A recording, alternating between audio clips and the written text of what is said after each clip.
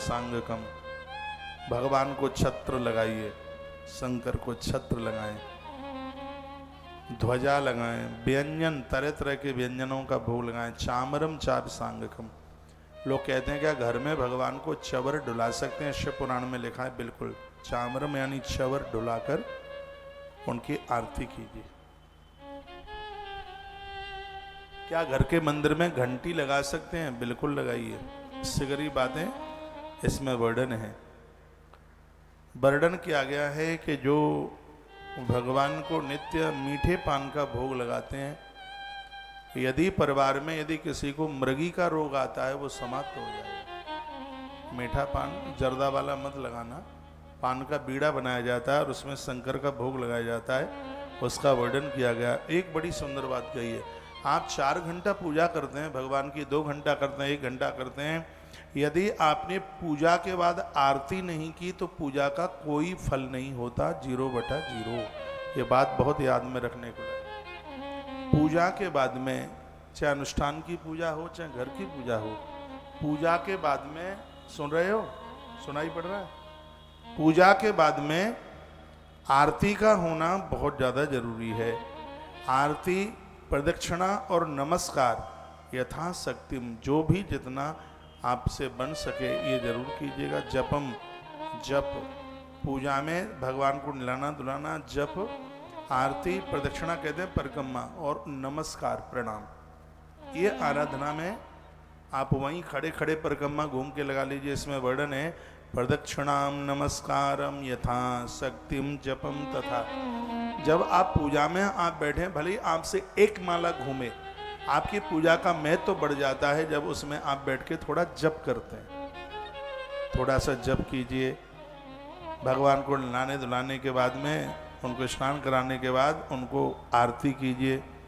आरती के बाद प्रदक्षिणा परिक्रमा कीजिए और परिक्रमा के बाद में नमस्कार कीजिए।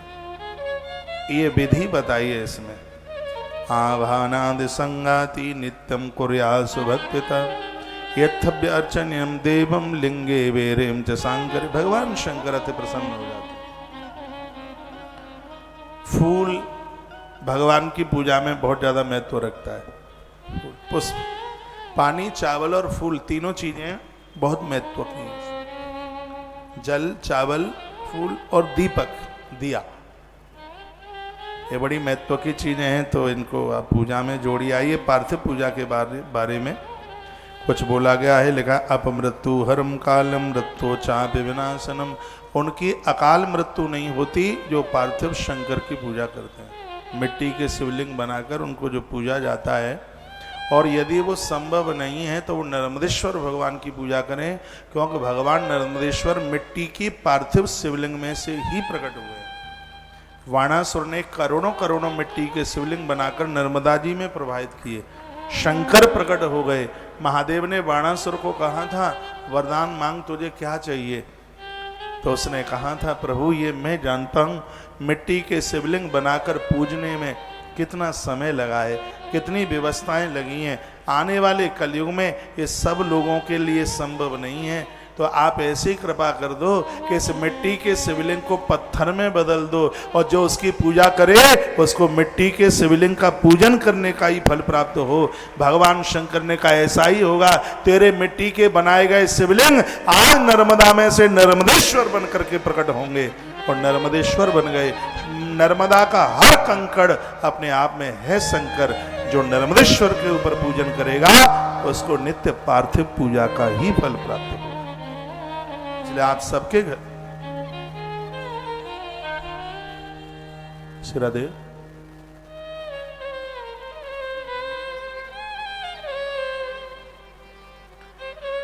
तो भगवान नर्मदेश्वर की पूजा हम देख रहे हैं। आपको लाइट गई है कि तार हट गया?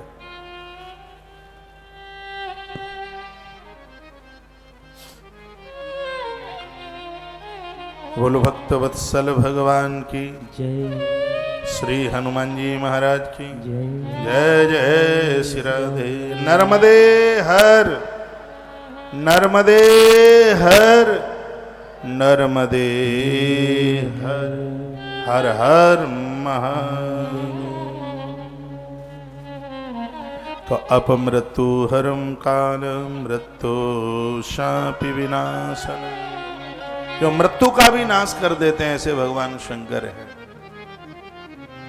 व्यवस्था बने तो साल में एक आध बार मिट्टी के भी शिवलिंग बनाते रहिए। नर्मदेश्वर आप अपने घर में, भले ही आपके पास रामेश्वर के महादेव हैं, काशी के महादेव हैं, मल्लिकार्जुन के महादेव हैं, कहीं के भी महादेव हों,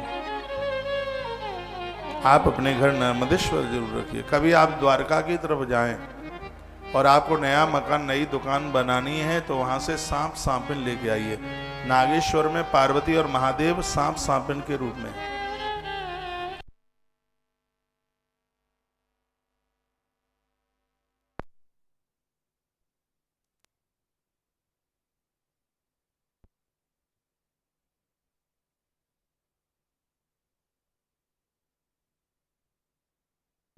बोलो भक्त वत्सल भगवान की जय। ऐसा बताते हैं कि नए मकान की नींव में यदि वास्तु के रूप में सांप और सांपिन नीचे नींव के नीचे दबा दिए जाए तो उस घर में किसी भी प्रकार का विघ्न प्रकट नहीं होता। उसकी इतनी बड़ी महिमा है। तो कभी आप ओमकारेश्वर जाएं तो वहाँ बड़े अच्छे नर्मदेश्वर मिलते हैं। वहाँ ना मिलें तो इस महाकाल के पंडाल में तो मिलते ही है। हाँ? और अद्भुत महारुद्राभिषेक हो रहा है, उसके बाद प्रसाद में प्राप्त हो रहा है भगवान नर्मदेश्वर। लाखों घरों में तुलसीवन आश्रम ने नर्मदेश्वर भगवान भेज दिए। तो कितना अच्छा लगा। अपमृत्यु हरम काल मृत्यु शापि विनाशनम, मौत को भी जो नाश कर दें ऐसे भगवान की पार्थिव पूजा है। वर्णन किया कि इस पूजा का प्रभाव कहाँ है। नद्यां तड़ागे कूपे वा जलांतर मदमा हरेत। यदि यह शिवलिंग मिट्टी के कहाँ बना दिए जाए, नद्या नदी के किनारे। सुन लो, ये बात सुनने लायक है, कोई नहीं बताएगा ये आपको। ऐसी जगह पर ये बनाए, नद्याम नदियों के किनारे, तड़ागे सरोवरों के किनारे, कूपे कुएं के किनारे, सागरे समुद्र के किनारे, बा जलांतर मदमाहरित। शिवलिंग वहीं बनाइए जहां आप शिवलिंग को जल में आप उसको विसर्जित कर सकें। यदि मिट्टी के शिवलिंग बनाकर यदि उनको विसर्जित नहीं किया, बिना विसर्जित छोड़ दिया तो जघन्य बहुत बड़ा अपराध हो जाता है, बहुत बड़ा अपराध। मिट्टी के शिवलिंग पार्थिव पूजा वही करें जो लोग उनको विसर्जित कर सकें पानी में। ये वर्णन है इसमें। जला अंतर्मद माहरे, जो जल में उसको प्रवाहित, उसको डुबा सकें, उसको विसर्जित कर सकें। अब जहाँ नदियाँ नहीं है वो क्या करें। मैंने परसों निवेदन किया है, एक परात में किसी बड़े पात्र में जल लें और उन मिट्टी की प्रतिमाओं को उसमें प्रवाहित कर दें, रात भर गलने दें उसको, और दूसरे दिन उसको कहीं किसी पेड़ की जड़ में जाके छोड़ दें जहाँ किसी के पाँव न पड़े। तो इस प्रकार से भी यह पार्थिव पूजा हो सकती है। विघ्नेशा आदित्य विष्णु नाम या शिवस्य शिवस्य सिंह लिंगम च सर्वदा पूजी ध्वज। वर्णन किया कि भगवान विष्णु, भगवान सूर्य, चंद्रमा, इस सगरे देवताएं वो सब अपने अपने यहाँ भगवान शंकर के शिवलिंग की पूजा करते हैं। एक भी देवता ऐसा नहीं है, एक भी देवी ऐसी नहीं है जो भगवान शिव के शिवलिंग की पूजा न करे। जब स्वयं देवता करते हैं तो फिर आप क्यों नहीं करते। इसमें आदित्य, सूर्य भगवान, सोम, चंद्रमा, सरस्वती, लक्ष्मी और भगवती जगदम्बा, भगवान गणेश और कार्तिकेय। कार्तिकेय ने तो बहुत शिव पिंडियों की स्थापना धरती पर करी। भगवान परशुराम तो बहुत बड़े भगत थे, जगह जगह उन्होंने भगवान शंकर की पिंडियों की स्थापना करी। परशुराम भगवान ने, जो आज से हजारों हजारों साल पुराने जो शिवलिंग है वो सब भगवान परशुराम के द्वारा स्थापित किए गए, जिनको आज स्वयंभू कहते हैं, भगवान परशुराम जी के द्वारा। बड़े बड़े जो गणेश जी के मंदिर हैं, प्रतिमाएं, जिनको पता ही नहीं है किसने बनवाया। मराठा में समर्थ गुरु रामदास जी हुए हैं, ये स्थापना उनके द्वारा कराई गई। विशेष हनुमान जी की प्रतिमाएं, हनुमान जी के परम भक्त थे समर्थ गुरु रामदास। इन महापुरुषों ने बड़े अद्भुत काम किए। हस्तेन प्रतिमां कुर्यात् क्षीरेण च कृतान अपने हाथ से मिट्टी के शिवलिंग बनाते हैं अपने हाथ से, और फिर उसके ऊपर क्षीर कहते हैं दूध, आप उसके ऊपर दूध चढ़ाते हैं, दही चढ़ाते हैं, पूजन करते हैं, तो बड़ी महिमा है उसकी। और एक परात में छोटी छोटी उंगली के बराबर मोटाई, अंगूठी के बराबर ऊंचाई, ऐसा आप ऐसे ऐसे शिवलिंग बनाएं और बीच में एक थोड़ा सा बड़ा सा रख दें। और इसका विधान ये है कि जैसे ही एक शिवलिंग बनाएं और उसके ऊपर आप चावल लगा दें, चावल लगाने से पूजा पूरी हो जाती है उसकी। आप जा रहे हैं भैया?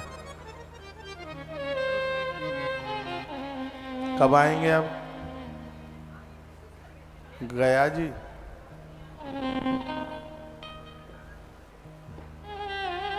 भोजन कर लिए? ट्रेन आपकी बहुत लंबी है, वहां से रात के लिए बांध लो, ठीक है? प्रसाद बांध के लेके जाना कलेवा। सब रेल वेल में तो सब ऐसा ही मिलता है, लेके जाना। भाई अंकित बाबू, तो छपरा वाली मैया को भोजन बांध दो, टोसा। संग में होगा टोसा तो फिर किसका भरोसा।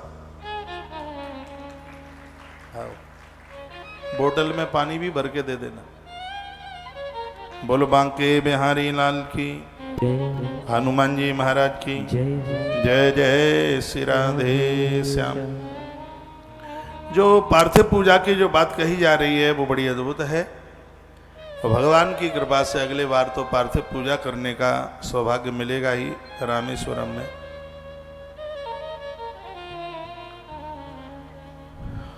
आइए दो पंक्तियां भगवान के चरणों में समर्पित कर दें।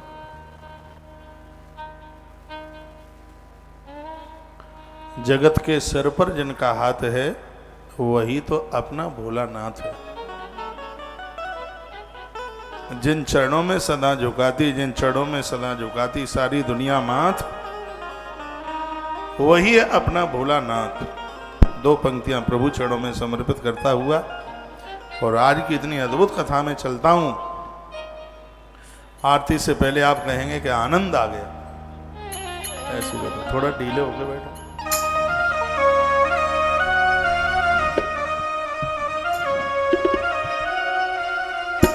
जगत के सिर पर जिनका हाथ, जगत के सिर पर जिनका हाथ, जिन चरणों में सदा झुकाती, जिन चरणों में सदा झुकाती सारी दुनिया मात, वही है अपने भोलेनाथ, वही है अपने भोलेनाथ। जगत के सर पर जिनका हाथ, जिन चरणों में सदा झुकाते, जिन चरणों में सदा झुकाती सारी दुनिया माँ। जगत के सर पर जिनका हाथ, जगत के सर पर जिनका हाथ।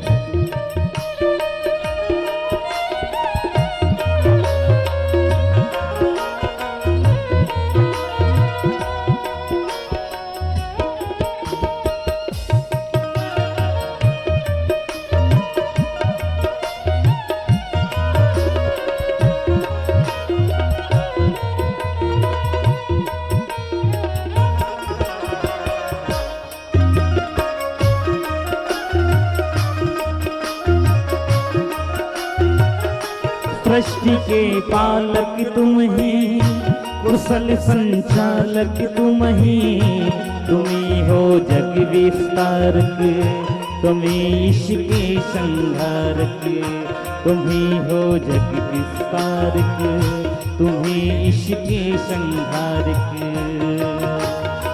जिनको पाकर कभी न समझे, जिनको पाकर कभी न समझे खुद को कोई अनाथ, वही है अपने भोलेनाथ, वही है अपने भोलेनाथ। जिन चरणों में सदा झुकाती, जिन चरणों में सदा झुकाती सारी दुनिया मात, वही है अपने भोलेनाथ, वही है अपने भोलेनाथ।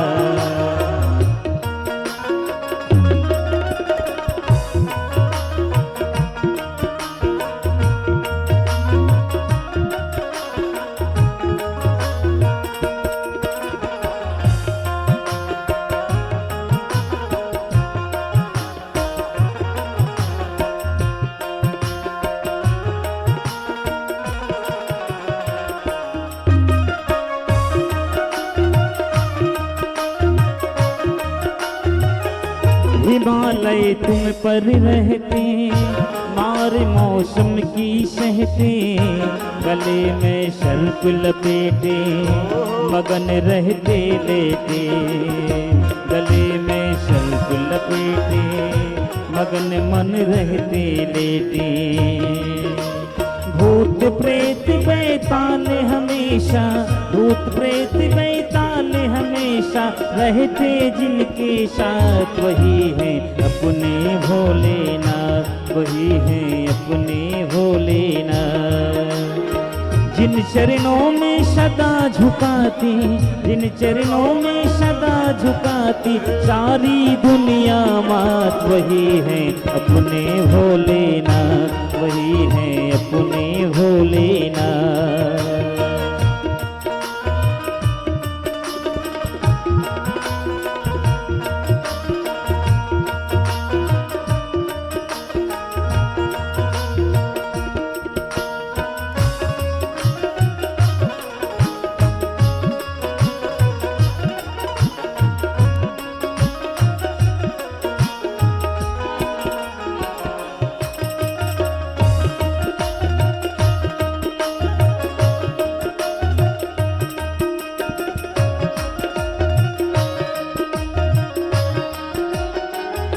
कृपा सब पर बरसाते, सभी का मन हर्षाते, कृपा सब पर बरसाते, सभी का मन हर्षाते।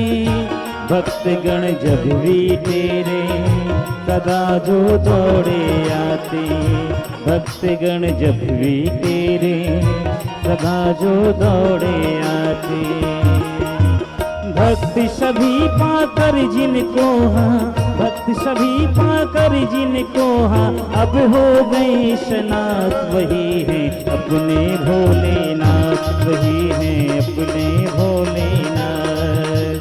जिन चरणों में सदा झुकाती, जिन चरणों में सदा झुकाती, सारी दुनिया मात, वही हैं अपने भोलेनाथ, वही हैं अपने भोलेनाथ, वही हैं अपने भोलेनाथ, वही हैं अपने भोलेनाथ, वही हैं अपने भोलेनाथ, वही हैं अपने भोलेनाथ, वही हैं अपने भोलेनाथ, वही हैं चरणों में सदा झुकाती, इन चरणों में सदा झुकाती, सारी दुनिया मात, वही है अपने भोलेनाथ, वही है अपने भोलेनाथ, वही है अपने भोलेनाथ।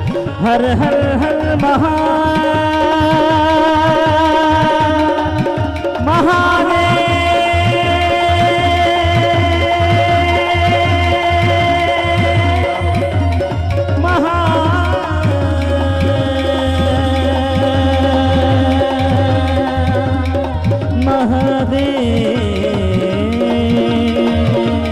जिन चरणों में सदा झुकाती, जिन चरणों में सदा झुकाती, सारी दुनिया मात, वही है अपने भोलेनाथ, वही है अपने भोलेनाथ, वही है अपने भोलेनाथ, वही है अपने भोलेनाथ, वही है अपने भोलेनाथ, वही है अपने भोलेनाथ। महादेव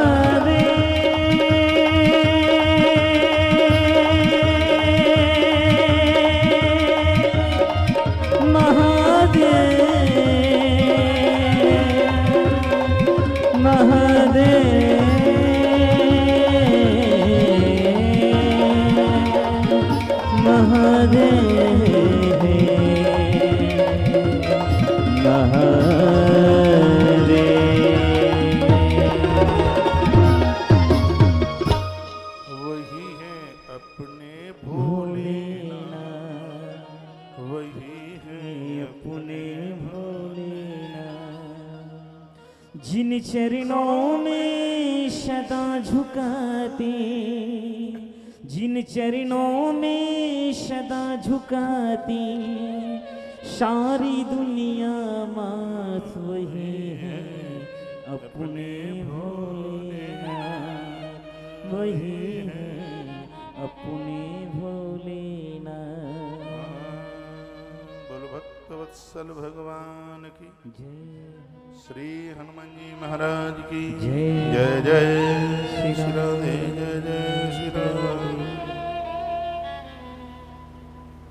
आइए भगवान शंकर की पूजा का प्रमाण अंगुलस्येकम, अंगुली के बराबर इसकी मोटाई, अंगुष्ठ के बराबर इसकी ऊंचाई। इस तरीके के मिट्टी के शिवलिंग बनाकर उनका पूजन करें।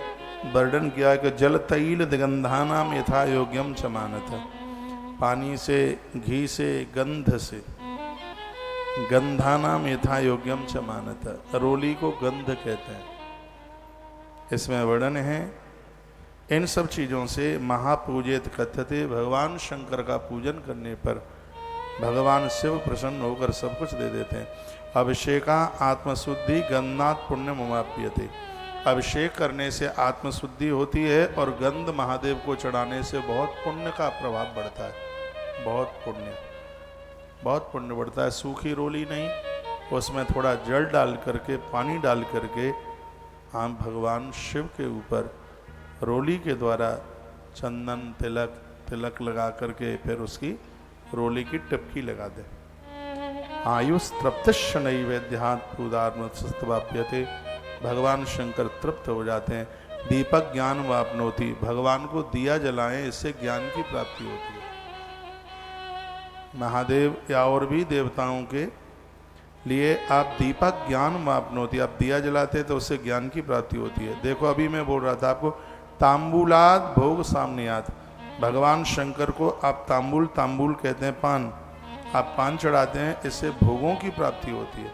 तस्मात् स्नानादिकम षटकम प्रयत्न प्रसादेत, भगवान को स्नान करा के नमस्कार करके जो जप करते हैं, पूजान्ते सदा कार्यम भोग मोक्षार्थ विन्नरे, इतना काम करने वाले लोगों को धरती पर भोग और मरने के बाद उनको मुक्ति मोक्ष मिलता है। ये कन्फर्म है, ऐसा शिव महापुराण के अंतर्गत लिखा हुआ है। गणेश पूजा सम्यक भूलो के इष्ट मामनियात, शंकर को जब आप पूजें तो गणेश से पूजा शुरू करें, ये मैंने पूर्व में आपको बोला है। इतने दिन शंकर को बहुत प्रिय हैं। सोमवारे, शुक्रवारे, चतुर्थ्याम च सते, श्रावण भाद्र के, सावन और भादों की पूजा, भादों भी इसमें लिखा है, इसलिए मराठा में और गुजरात में लोग भादों को भी सावन में ही जोड़ करके पूजा करते हैं। स्पष्ट इसमें लिखा है सते श्रावण भाद्र के, भादों और सावन भगवान महादेव को अति प्रिय। सोमवार, चौथ, शुक्रवार, चतुर्दशी, ये तिथियां शिव को अति से प्रिय हैं।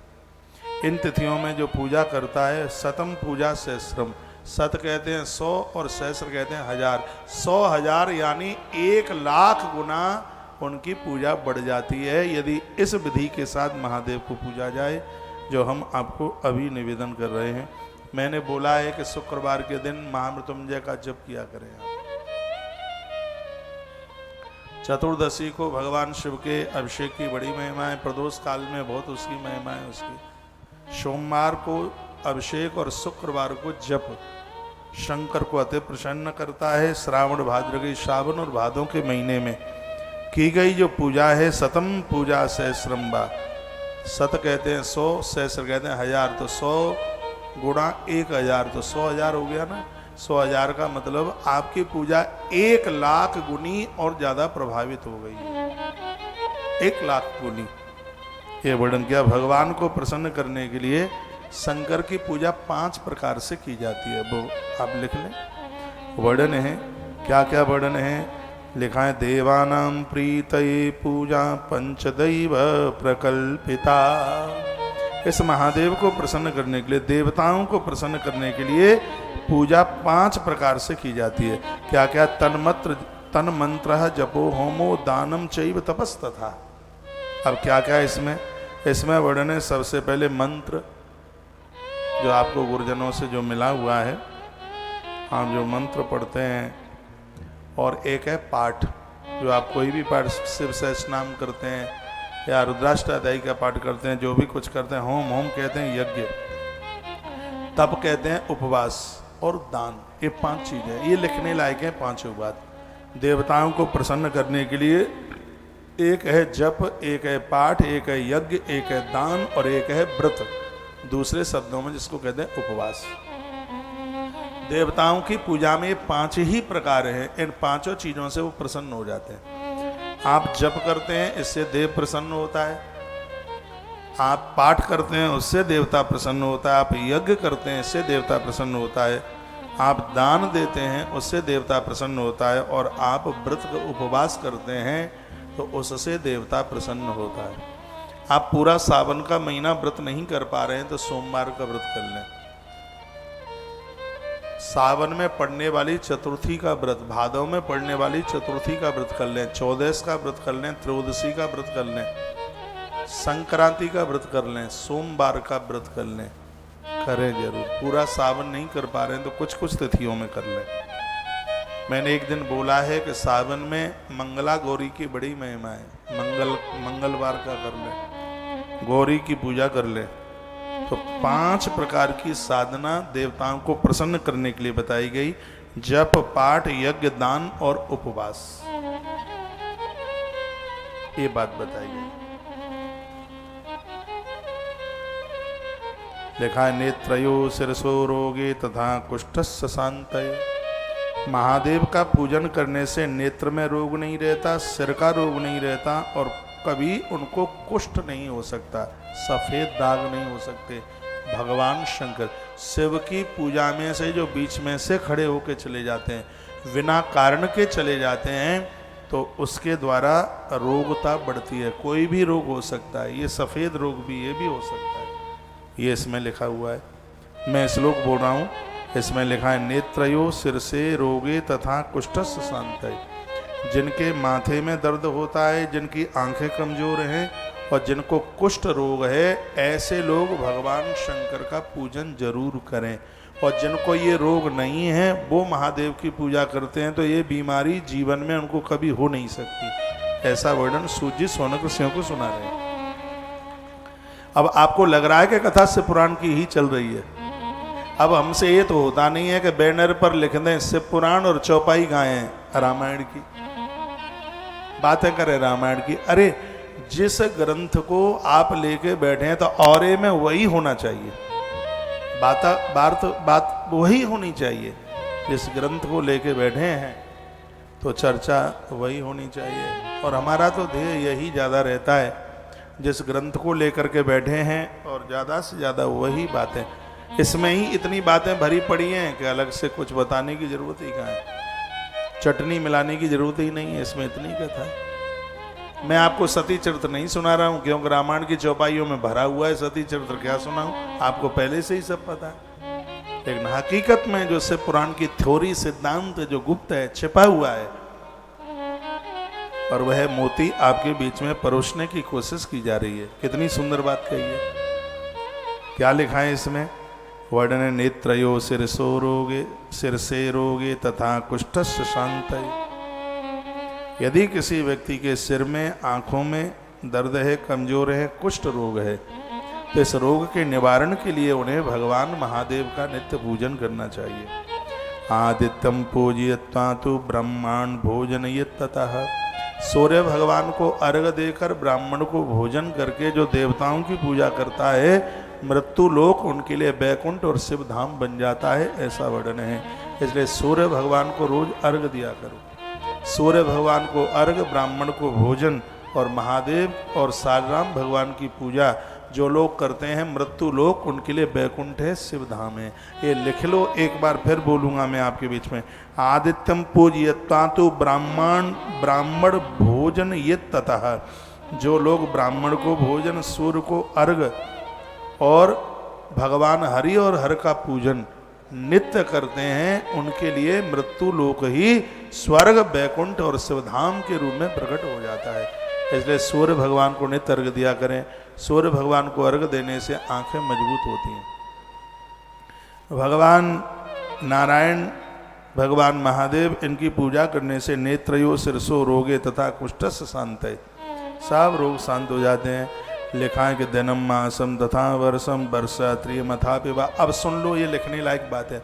इसमें लिखा है कि जो लोग नित्य सूर्य भगवान को अर्घ देते हैं, उनकी एक दिन की पूजा 3 वर्ष का पुण्य देती है, 3 साल का। ये लिखा है।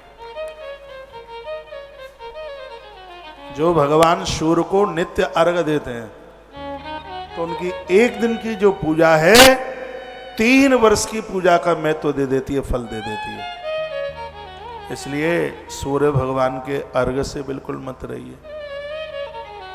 जिनके घर में साल में कुछ प्रमुख तिथियों में ब्राह्मण भोजन करते रहते हैं, सूर्य भगवान को आप अर्घ देकर देवताओं को पूजते हैं या देवताओं को पूजने के बाद अर्घ देते हैं, तो यह आपकी एक दिन की पूजा 3 वर्ष की पूजा का फल प्रदानित कर देती है।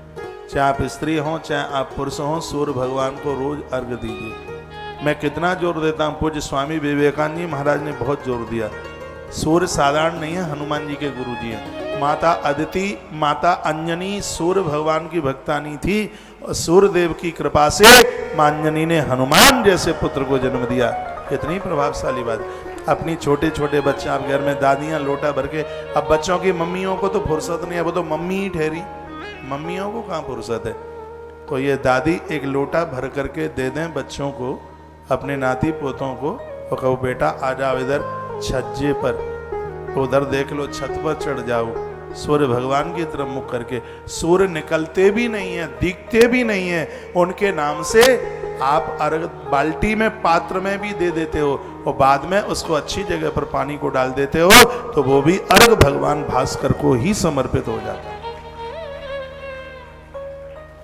बड़ी बड़ी अद्भुत बातें कही गई, आनंद हो गया, प्रारब्ध मजबूत हो जाता है। पाप शांति विशेषेण यादिवारुण्य वेदयेत आदित्य शैव देवानां ब्राह्मणानां विशिष्टतम। ब्राह्मण का भोजन, सूर्य भगवान को अर्घ और हरिहर की पूजा व्यक्ति को धरती पर भगवान बना देती है, आनंद दे देती है। अब वर्णन किया, हर वार का वर्णन किया है। सुनो क्या लिखा है। लिखा है कि संपत्ति प्राप्ति के लिए सोमवार के दिन लोग लक्ष्मी माता की पूजा करें। वर्णने सोमवारे च लक्ष्मादीन समदर्तम येद्वदः अजानेन तथा विप्रान सपत्नी कांश भोजयेत। हर दिन के लिए बोला है।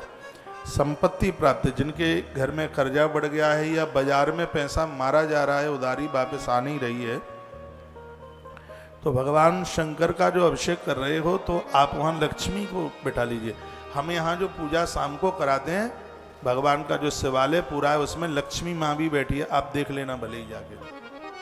उसमें लक्ष्मी, ये ऐसा नहीं है कि यहाँ से बस आपको ही बताने के लिए और खुद ना करें, आप देख लेना। यहाँ ये रखा है मंदिर, इसमें लक्ष्मी मैया बैठी है। इसमें वर्णन है कि सोमवार के दिन महादेव के साथ यदि लक्ष्मी माता का भी यदि पूजन हो गया है, तो गरीबी समाप्त हो जाएगी, जीवन में दरिद्रता नहीं रहेगी। यदि बाजार में आपका रुपया पैसा फंसा है, तो वो भी वापस आ जाएगा। सोमवार के दिन महादेव के अभिषेक के संग माँ लक्ष्मी की पूजन की, माँ लक्ष्मी की पूजा की इतनी बड़ी महिमा है। श्लोक बोले देता हूँ, यदि विश्वास न हो तो। सौम्यवारे तथा विष्णु तद्दनेन यजेद्वदः पुत्र मिल कलात्रेणादि पुष्पा भ्रष्ट सर्वदा। वर्णन स्पष्ट है। संपत्ति प्राप्ति के लिए सोमवार के दिन माता लक्ष्मी का पूजन करने से धन वापस आ जाता है। घी के पके हुए पदार्थों से पत्नी सहित ब्राह्मण को भोजन करावे। सोमवार के दिन पूजा करें, शंकर का अभिषेक करें, लक्ष्मी मैया की पूजा करें, एक ब्राह्मण और ब्राह्मणी को बुलाएं, देसी घी का भोजन बनाएं, चकाचक खीर मालपुआ बनाएं और ब्राह्मण ब्राह्मणी को जमा दें। आजकल के तो ब्राह्मण खूब नमक खाते हैं, पहले ब्राह्मणों को नॉन खाने की आदत नहीं थी, पूरा का पूरा खीर कटोरा के कटोरा खींचते थे। लेकिन अब उतना करंट नहीं है, पचता नहीं है, सब लीवर किडनी कमजोर हो रहे हैं। तो ब्राह्मण को चकाचक मालपुआ खीर उसका भोजन, और सोमवार के दिन महादेव के साथ मां भगवती लक्ष्मी का पूजन करें। हम लोग शंकर के साथ सालराम का अभिषेक करते हैं संजय, ये सिगरी बातें पढ़ ली हैं इसमें। शंकर जी का अभिषेक करते हैं, वहीं शालराम भगवान बैठे हुए होते हैं, हरि और हर दोनों का पूजन होता है, वो बात यहां वर्णित की गई है। तत्पश्चात वर्णन किया है कि मंगल के दिन रोग शांति के लिए भगवान शिव के साथ में मां भगवती जगदम्बा का पूजन विशेष रूप से करें, दुर्गा न छूट जाए। आपके घर में अकेले शंकर जी ही हैं तो मंदिर में कहीं दुर्गा जी भी होंगी, तो शंकर जी के अभिषेक के साथ वहां बगल में मां दुर्गा को भी बिठा दीजिए। मंगलवार के दिन महादेव के अभिषेक के संग पूजा के साथ मां भगवती जगदम्बा भी पूजती है, तो इससे रोगों को शांति मिल जाती है, यानी रोग खत्म हो जाते हैं। लिखा है काली दिभौम बारे तू, काली नाम दुर्गा का है, तो लिखा है काली दीन भौम बारे तू यजद रोगोपशांत। शंकर जी के साथ में यदि मां जगदम्बा का पूजन आपने कर दिया, अभिषेक कर दिया है, तो रोग शांत है, रोग समाप्त हो जाते हैं। मंगलवार का दिन इतना विशेष है, सीधे तो उस दिन मां दुर्गा की पूजा करा दी अभी मंगलवार को, इसलिए तो कराई है। हारी दुखारी बीमारी, इससे पति और पुत्र दोनों की उम्र बढ़ती है। मंगलवार के दिन महादेव के संग मंगलवार के अभिषेक की बड़ी बड़ी महिमाएं। अपना मकान जायदाद फैक्ट्री कंपनी अपनी जमीन जायदाद ये सब अपना हो जाता है, क्योंकि धरती पुत्र है मंगल। और आनंद की बात है कि मंगल ने जन्म उज्जैन में लिया, पूरी दुनिया को मंगल ग्रह देने वाला उज्जैन है, अवंतिका उज्जैन मंगल नाथ की जन्मभूमि है। कथा वर्णन है, इससे पुराण में आगे आप सुनेंगे। तो ये बातें ध्यान में रखिए। मंगलवार के दिन शिव का अभिषेक करने पर यदि मां भगवती इसलिए तो हम कहते हैं कि पंचायतन रखो, बीच में भगवान की पिंडी रखिए और उत्तर की तरफ पीठ और दक्षिण की तरफ मुख हो, वहां नंदी रखिए। पता नहीं कौन बोल के चला गया घर में, कार्तिकेय मत रखो, नंदी मत रखो, ये मत रखो, वो मत रखो, पता नहीं कहां से प्रमाण लेके आ जाते हैं। शिव पुराण कहता है घर में शिव पंचायतन रखो, बोलता है शिव पंचायत। शिव पंचायतन में बीच में शिवलिंग है, और दक्षिण में जिसकी पीठ है और उत्तर में जिसका मुख है वहां पर श्री कार्तिकेय जी है। माँ भगवती पार्वती बैठी है शिव पंचायतन में, जिसका मुख है पूरब में, पीठ है पश्चिम में। गणेश जी बैठे हैं जिनकी पीठ है पूरब में और मुख है पश्चिम में। सीधी सी बात है, गणेश जी का मुख दुर्गा जी की तरफ होना चाहिए और नंदी का मुख कार्तिकेय जी की तरफ होना चाहिए, बीच में हो शिवलिंग। ये देवता को भगवान शिव पंचायतन को बिठाने का विधान है। शिव पंचायतन जो शंकर जी के साथ दुर्गा पूजती है और मंगलवार उस दिन पड़ गया है, संपूर्ण रोगों को यह अभिषेक खत्म कर देगा, रहने नहीं देगा बिल्कुल। ऐसा वर्णन है कालिद्या भौम बारे तू यज रोगोपशांत है, रोगों को शांत कर देगा बिल्कुल। यह मंगलवार के पूजा शिव पूजन का कितना बड़ा महत्व है, समझ में आ रही है कि सिगरी बात हम यूं ही चिल्ला रहे। एक छोटी सी सूचना यह है कि 13 अगस्त को इस आयोजन का विसर्जन है।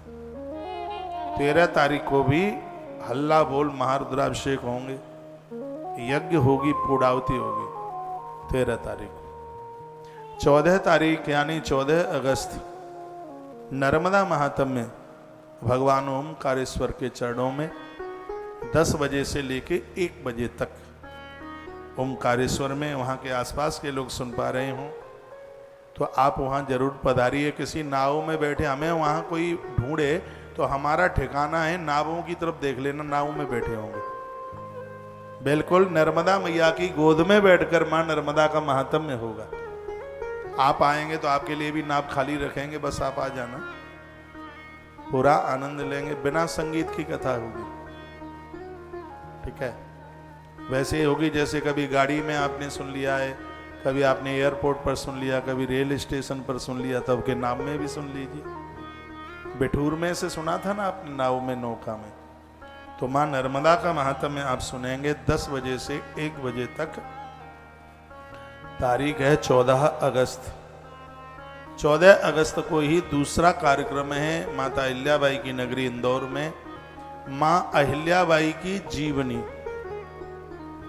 शक्ति साधना।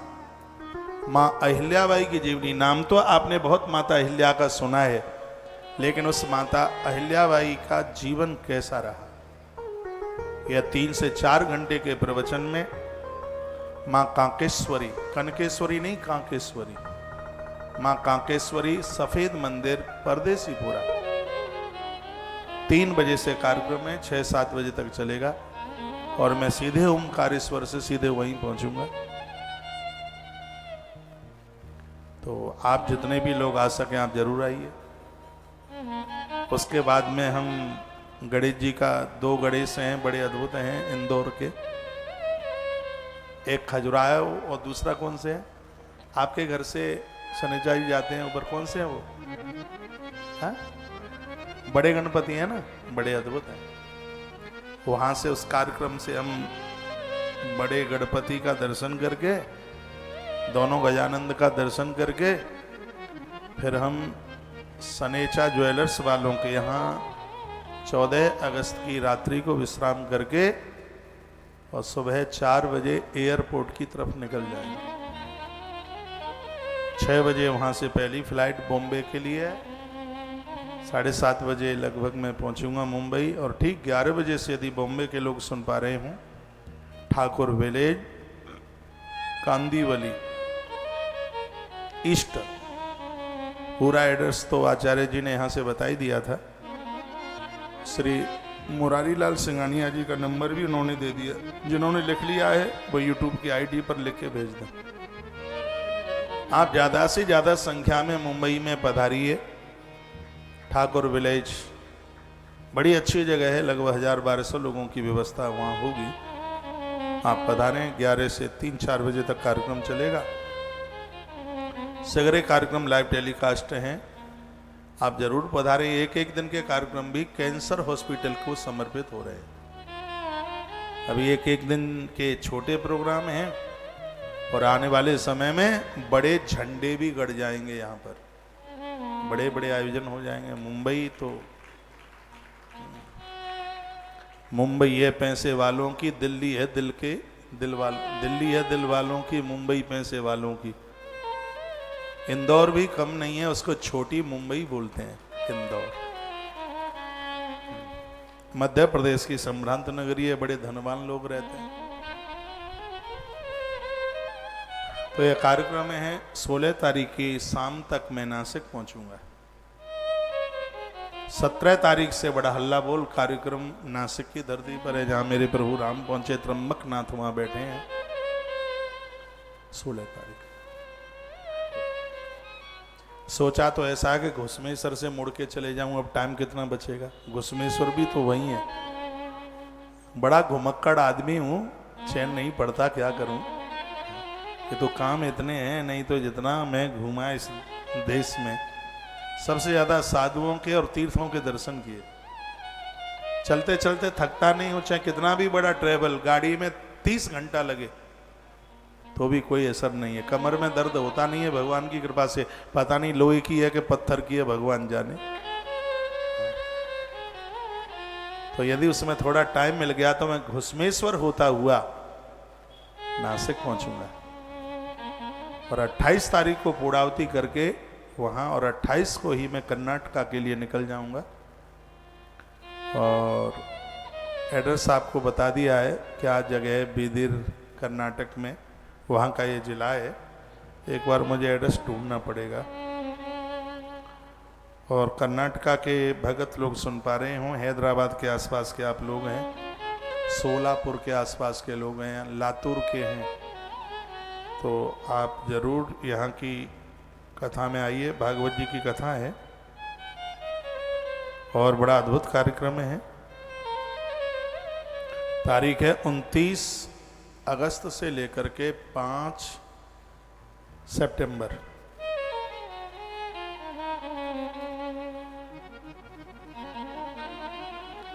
पाँच तक चलेगा ये कार्यक्रम। 6 तारीख को कथा आपको हैदराबाद के एयरपोर्ट से सुनाई जाएगी। 6 तारीख को 4 बजे हमारी हैदराबाद से फ्लाइट है मदुरई के लिए, क्योंकि मैं 6 तारीख की रात्रि को रामेश्वरम में होऊंगा। 7 और 8 2 दिन रुकेंगे वहाँ, काम चालू उधर करना है। और 9 तारीख की रात्रि को हम श्री गया जी पहुँच जाएंगे। 10 तारीख से वहाँ 16 दिन की कथा, हल्ला बोल कथा है, तो दिन तो एक भी खाली नहीं है। छुट्टी भी इस समय छुट्टी मना रही है। तो ये जगह का नाम है यदलापुर और डिस्ट्रिक्ट है बीदर, कर्नाटका में है। पहली बार जाऊंगा इस एरिया में, और कहीं पहली बार जाया जाता है तो संभल के जाया जाता है। हाँ, तो पहली बार जाएंगे तो हल्ला बोल कथा करके आएंगे, लोग याद करते रहेंगे कथा। हम तो इंदौर में पहली बार आए तो पहली बार में ही लठ गाड़ दिया था, हल्ला बोल कथा राम मंदिर में हुई थी, आज भी लोग याद करते हैं। नागदा में पहली बार आए तो पहली बार ही हल्ला बोल, और जहाँ पहली बार जाएं तो वहाँ तो पूरा जोर लगा देते हैं, पूरी ताकत पहली बार। तो ये आयोजन, और इसके आयोजक हैं एडवोकेट HM रेड्डी, माता गायत्री देवी रेड्डी, हाँ, जगदेवी शिवराज जी रेड्डी, उनके बेटे भाई नागेंद्र रेड्डी, अर्चना रेड्डी, संतोष रेड्डी, ये सब परिवार के लोग हैं। उनके द्वारा यह आयोजन कर्नाटका की भूमि पर होने को जा रहा है। और मुझे लगता है कि कर्नाटक में शायद ये मेरी पहली कथा होगी, याद करूं, हाँ पहली कथा। अभी तो देश बहुत बकाया है। लोग कहते हैं आप विदेश क्यों नहीं जाते? एक तो मुझे सूट नहीं करता, क्योंकि मैं बाहर का बाजारू तो कुछ खाता नहीं, और दूसरी बात है कि विदेश तो तब जाऊं जब पहले अपना ही देश पूरा घूम लूं। अभी अपना ही देश पूरा बकाया है, अपना ही देश पूरा है। अभी तो कुछ भी नहीं कर पाए हैं। 700 से ज्यादा जिले हैं, और सब जिलों में तो ये तो मन की भूख है कि भारत के हर जिले में अपने भगवान की गाथा पहुंचानी है। गौ माता की महिमा घर घर, नगर नगर, गली गली पहुंच करके अलग जगाना है। गाय बचेगी तो ही तो देश बचेगा। मैं तो कहूँगा हम अपनी माँ को प्यार, लाड, दुलार, स्नेह, प्रेम, पूज्यता का भाव रखें, तो गौ माता के प्रति भी हमारा ऐसा ही समर्पण होना चाहिए। फिर देखो आनंद, तालियां तो बजाना मत, क्योंकि आज शुक्रवार है, लक्ष्मी माता के नाम की मेहंदी लगा के आए आप। गाय को 1 रोटी रोज दिया करो। रुपया, 2 रुपया, 5, 10 रुपया रोज गोलक रखो, गौ माता को निकालो, जहां मन करे गोलक फोड़ो, निकालो, उसमें से चारा खरीदो, गुड़ खरीदो, गौ माता को दे दो, बच्चों के हाथ से डलवाओ गोलक में। ये करो, ये करो। घर में जितने लोग हैं हर व्यक्ति के नाम से 1 रुपया रोज निकालो। अपने घर की तंदुरुस्ती देखो, ये सूत्र मान लो मेरा। आपके घर में 2 लोग हैं तो 2 रुपया रोज निकालो, आपके घर में 5 लोग हैं तो 5 रुपया रोज निकालो। तो इसको अनवरत सेवा, जो रोज ही गौ माता के पेट में पहुंच रही है। जितना मेंबर, हर मेंबर के नाम से 1 रुपया। 1 महीने में कितना होता है? 30 दिन होते हैं, 5 लोग हैं, 150 रुपया एक ही बार डाल दो गोलक में, एडवांस में डाल दो उसमें। फिर मैं अगली बार आऊंगा, भले ही 4 दिन के लिए आऊं, लेकिन सावन में मैं आऊंगा जरूर महाकाल, इसके बिना रह नहीं पाऊंगा। चाहे रामेश्वर में हूं, केदारनाथ में हूं, कहीं भी हूं, लेकिन कुछ दिन तो महाकाल के दरबार में लगेंगे ही लगेंगे, रह ही नहीं पाएंगे इसके बिना। तो बहुत बड़ी कृपा है। हम लोग तो महाकाल प्रभु की कृपा से श्वास ले रहे हैं। बहुत अपार श्रद्धा है। मैं चाहे देश में रहूं, चाहे विदेश में रहूं, मेरी व्यासपीठ से भगवान महाकाल का जयकारा जरूर लगता है। ये बनावटी बात नहीं, उसके प्रति श्रद्धा है। जिस दिन से मैं महाकाल के दर्शन किए हैं, महाकाल कि देहली पर कथा करी है, पीछे मुड़ के नहीं देखना पड़ा। इतना उत्कर्ष हुआ है। देश में विद्वानों की, वक्ताओं की कोई कमी नहीं, लेकिन 27 महीने तक अनवरत और कोरोना काल में सबसे पहली कथा जो अभी तक जो धार टूटी नहीं है, ये सौभाग्य दास को मिला। ये महाकाल की कृपा नहीं तो और क्या। हमने 2 आयोजन वृंदावन में करे, वो भी भगवान महाकाल प्रभु के सानिध्य में। बैनर पर आयोजक भगवान महाकाल लिखा था, वो भी आयोजन इनके ही लिए समर्पित थे। इनकी बहुत बड़ी कृपा है। पहली बार हम आए यहाँ तो हमें बड़ी चुनौतियां थी। कहा था महाकाल के उज्जैन नगरी के पंडित पुजारी तो वो किसी को अनुष्ठान आयोजन करने ही नहीं देते। मैं मंदिर में गया, अभी सोमवार को सब मिले मुझे, और क्या बोले हैं मैं उन्हीं की भाषा में बोल रहा हूं। महाराज जी, आपके आने से यहाँ की रौनक बढ़ जाती है। मैंने कहा नहीं, ये महाकाल भगवान की कृपा है। बोले हम यहाँ जिसको पूछते हैं कहाँ आए हो, तो सब कहते हैं कौशिक महाराज के यहाँ आए। मन गदगद होता है, खुशी होती है। हमारे आने से यहाँ की रौनक नहीं, इनकी वजह से हमारी रौनक बढ़ जाती है। इस महादेव के चरणों में श्रद्धा रखिए, यह आपको माला माल कर देगा हर प्रकार से। यह बड़ा अद्भुत है। पाताल लोक तक इसकी पिंडी गई है, जैसा कि मैंने ग्रंथ में पढ़ा है। महाकाल पाताल तक है। इसलिए गर्भगृह में ये बैठे हैं। दूषण नाम के निशाचर को मारने के लिए इन्होंने गर्जना की थी, धरती धस गई नीचे। मुझे ऐसा लगता है इस मंदिर का कितना भी भराव करे कोई, लेकिन यह पिंडी हमेशा गर्भगृह में ही रहेगी। पाताल तक विराजित है भगवान महाकाल की पिंडी। और महाकाल की देहली पर जो श्रद्धा से शरण लेता है, उसके काम फटाफट बनते। इसी से पुराण में लिखा है, नंद बाबा को संतान नहीं थी, तो उस समय के वहाँ के पंडितों ने कहा था आप अवंतिका जाओ और भगवान महादेव महाकाल की शरण लो तो तुम्हारा कल्याण। उन्होंने तो 1 वर्ष का अनुष्ठान बताया, 1 साल वहाँ रहना। 6 महीने नंद बाबा यहाँ रहे, महाकाल भगवान की पूजा की। पिंडी में से आवाज आ रही थी, हम तुम्हारे ऊपर अति प्रसन्न हैं, हे नंद आप अपने नगर के लिए वापस जाओ। 3 लोक 14 भवनों के अधिपति नारायण तुम्हारे बेटा बन करके आएंगे। ये महाकाल प्रभु ने बात की। ये द्वापुर का देवता नहीं है, ये कलयुग और त्रेता का नहीं है, ये सृष्टि के आरंभ का देव है भगवान प्रभु महाकाल। जिस समय यहाँ घना जंगल, यहाँ वन के अलावा कुछ था ही नहीं, जैसा कि स्कंद पुराण में वर्णन है। स्कंद पुराण में महाकाल वन की सबसे बड़ी कथा एक दिन मैं बोलूंगा। स्कंद पुराण लेके आया हूं मैं तो कई ग्रंथ लेके चलता हूं, तो उसमें वर्णन किया कि यहाँ पूरा का पूरा पेड़ था, जंगल एकदम। आनंद की बात है, माता छिपरा से पहले के महाकाल हैं यहाँ। छिपरा माँ बाद में प्रकट हुई है देवताओं के संकल्प से, उसका पहले का ये घना ये वन। और तब के यहाँ पर भगवान महाकाल तक्षक नाग भगवान की शरण में आया था। इसने तप किया, तक्षक ने यहाँ बहुत लंबे समय तक। शंकर प्रसन्न हुए, कहा वरदान मांग ले, क्या चाहिए। तो ये कहता है कि जैसे नारायण ने शेष को अपना सैया बनाया है, और आप मुझे भी अपनी सैया बना लें। भोलेनाथ ने कहा मैं तो सोता नहीं हूं, मैं तो जागता ही रहता हूं। हाँ, मैं तुझे सैया तो नहीं बना सकता, लेकिन मैं तुझे अपना आसन बनाए लेता हूं। इसलिए नाग चंद्रेश्वर मंदिर में तक्षक भगवान शंकर के सिंहासन आसन के रूप में बैठा।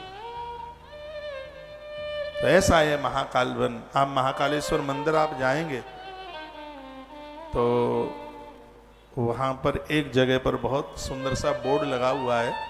चांदी वाले दरवाजे से अंदर जब एंट्री करते हैं, लेकिन वहाँ कोई विशेष लोग ही जा पाते हैं उस रास्ते से, तो वहाँ एक बोर्ड लगा हुआ है, उसमें लिखा है महाकालेश्वर मंदिर महाकाल वन। उज्जैन नहीं लिखा हुआ, वहाँ पर लिखा है महाकालेश्वर महाकाल वन। ये मैंने अभी सोमवार को पढ़ा है। ऊपर लिखा है महाकालेश्वर और नीचे लिखा है महाकाल वन। उसमें उज्जैन नहीं है, अवंतिका नहीं है। इसका मतलब है कि इस नगरी का नाम उज्जैन पड़ा, इस नगरी का नाम अवंतिका पड़ा, उससे पहले के भगवान महाकाल इस महाकाल वन में विराजित है। ये नगर बाद में बना है, महाकाल देव इस नगर के बनने से भी पहले के इस वन में है, महाकाल वन में। तो ऐसे महाकाल नाथ के चरणों में हम और आप विराजित हैं। मैं वही बोल रहा हूं जो वो मुझसे बुलवा रहे हैं।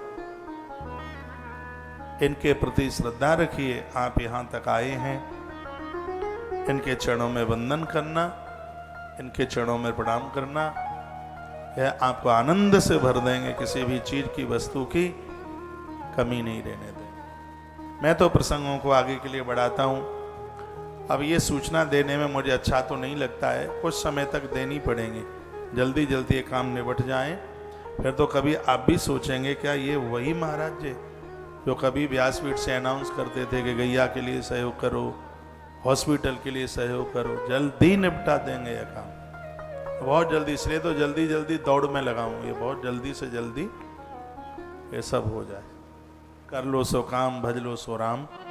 सोमवार को रजिस्ट्री है बाल आश्रम, छोटे छोटे बच्चों के लिए, अनाथ बेसहारा उन बच्चों के लिए जिनकी माँ उन्हें छोड़ के चली गई, या जो पॉलीथिन बीन रहे हैं, उनका कोई अभिभावक ही नहीं है, उनके लिए पिछले साल जमीन ली गई है उसकी, और उसी के ही बगल में बिल्कुल मेन फ्रंट पर जमीन है, और उसकी रजिस्ट्री सोमवार द्वादशी वाले दिन है। तो उसमें आप अवश्य में जरूर सहयोगी बने। भगवान का काम है, बच्चों का यहाँ लालन पालन होगा, ये भी आपको दुआएं देंगे। और दुआएं तो फिर दवा की जरूरत नहीं पड़ती है दुआओं के आगे। तो इसमें जैसे भी आपसे जो भी सहयोग होता है, इसमें 3.5 फीट जमीन के लिए 4500 रुपये का सहयोग रखा गया है। 7 फीट जमीन के लिए 9000 रुपये का सहयोग रखा गया है, और 1.5 फीट जमीन के लिए 2250 रुपये का सहयोग रखा है। जो इस भूमि में 21,000 रुपये का सहयोग करने वाले हैं, उनका यहाँ नामांकन होगा। एक उनका भी यहाँ पर नाम शिला लगेगी। तो जैसे आपकी क्षमता है उस हिसाब से आप अवश्य में इस अद्भुत कार्य के आप सहयोगी बने। आज शुक्रवार को विशेष रूप से यहाँ भगवान महादेव का जप चल रहा है। यहाँ एक विशेष रूप से जितने रोज अभिषेक होते हैं वो तो हो ही रहे हैं, जितने नाम नहीं है हमारे पास उससे बहुत ज्यादा अभिषेक हो रहे हैं। नाम तो हमारे पास होते हैं लगभग 50-60 नाम होते हैं, और ज़्यादा करो तो 80-90 नाम हो जाते हैं, और ज़्यादा कर दो तो 100 नाम हो जाए। लेकिन अभिषेक यहाँ डेली रोजाना यहाँ पर लगभग 500 अभिषेक रोज हो रहे हैं भगवान की कृपा से। पर डे के 500 अभिषेक बहुत होते हैं, बहुत बड़ी बात होती है। और 500 अभिषेक रोज हो रहे हैं तो एक महीने में 15,000, 11,000 का हमारा संकल्प था, लेकिन यहाँ 15,000 अभिषेक एक महीने में पूरे होंगे। तो बहुत होता है 15,000 श्लोक। ये भी भगवान महादेव की कृपा, गौ माता का पूरा आशीर्वाद है। इन सभी सेवा कार्यों से, पाठ पूजा से आप जुड़िए, खुद भी करें और अपनों से भी करें। तो करें ही आप अपनों से। आश्रम ने एक बड़ी अद्भुत सेवा चलाई है, वो है गौ अक्षयवृत्ति सेवा, जिसकी जानकारी आप सबको है। 21,000 रुपया भक्तों से लेकर उसको डिपॉजिट करते हुए उसका जो इंटरेस्ट होता है, उसे एक सवासेर भूषा गौ माता के पेट में नित्य जाता है, रोजाना जाता है, एक भी दिन की एब्सेंट नहीं। उनके नाम से संकल्प करके, उनके निमित्त। जिस समय मैंने 2.5 महीना कथा नहीं की कोरोना 2020 में, भूसा 1 करोड़ 20.5 लाख रुपए का भूसा खरीदा था गायों के लिए। उस समय 2.5 महीना कथा न करें तो ये हम लोगों के लिए तो बड़ी दिक्कत की बात, सोचने की बात। अब लग रहा था कि कथाएं तो होंगी नहीं, अब तो जिंदे बच जाए तो ही बहुत है। गौशाला कैसे चलेगी? तो सलाह देने वाले बहुत लोग थे, कहते थे कि इनको रस्सी खोल दो, इनको छोड़ दो बाहर। हमें ऐसी सलाह दी गई, इनको छोड़ दो, छोड़ दो इन्हें, नहीं है व्यवस्था तो और क्या होगा। हमने कहा ऐसा तो बिल्कुल भी नहीं होगा। आपने जो 21 हजार रुपए के जो सही किए, आश्रम के पास उसकी एफडी थी और हमने उस एफडी के ऊपर 80 लाख रुपए का लोन लिया पीएनबी बैंक से। अब तो भगवान की कृपा से चुका दिया। आप व्यापार के लिए लोन ले सकते हैं, लेकिन धर्म के लिए लोन लेना तो छाती में दम होगी तभी हो सकता है। आगे की कथा की कोई गुंजाइश नहीं दिख रही थी, यह भी नहीं सोचा कि आगे कैसे क्या होगा, लोन का चुकता कैसे होगा, लेकिन हिम्मत थी। 6 तारीख की रात को मैंने सोचा था कि इस समय कोरोना में सब लोग अपने अपने घर में बंद हैं। 6 मई थी उस दिन, रात्रि का समय था, 9 सवा 9 बज रहा होगा। रामानंद सागर की रामायण और वो महाभारत चल रहा था, वो भी बंद हो चुके थे। लोग घर में बोर हो रहे थे। मुझे लगा कि 26 साल में जो हम कथाएं नहीं सुना पाए, चंद्र दिनों में वो कथाएं हम लोगों के घर तक पहुंचा देंगे। इस समय लोग घर में हैं, कथा के माध्यम से उनका बाहर भी आना जाना बंद होगा तो वो कोरोना की मार से बचेंगे और घर में रहकर उनका समय पूरा होगा, उनका मन लगेगा। यही सोचकर 7 तारीख को देवताओं की पूजा करके और 8 मई से कथा शुरू कर दी। मानस का अयोध्या कांड गाना शुरू कर दिया।